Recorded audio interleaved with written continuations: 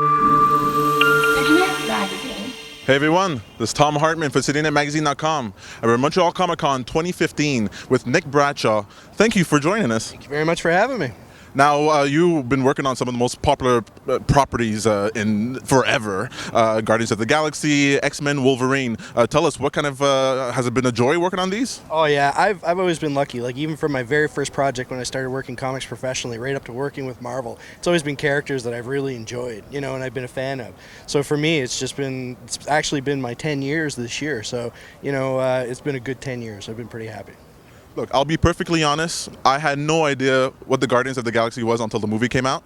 Now, your popularity, your notoriety must have skyrocketed when that came out. How did that feel? What was cool about it was more because I grew up reading cosmic Marvel books and reading Guardians of the Galaxy as a kid, which was awesome for me, was seeing the movie come out and then you have people discovering these characters and actually walking into comic shops asking about this material and being curious about it. So for me as a fan, as well as working on the book at the time and seeing some of my other artists taking over on the title, it was kind of fun just watching that character base be rediscovered. So do you feel any type of ownership where if they change something inside of the movie that you feel sort of like a negative feeling for that?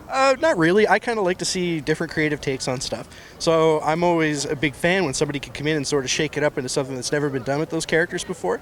I know there are some people who have like a hard line against, no, this is the way my character is in the book, this is the way I want it. But I mean, you got to admit, the movie speaks for itself. It was a ton of fun. I mean, it was a home run out of the park for Marvel. So. All right, so let me ask, Marvel or DC? I've always been a Marvel boy. I mean, I like DC. There's a lot of characters there I grew up with as well. I don't really like putting that hard line between the two companies, but Marvel's always been the books that I've sort of gravitated towards, so I'd have to say Marvel. All right, so let's see if we can get a little more specific answer. What about Batman or Superman? Batman.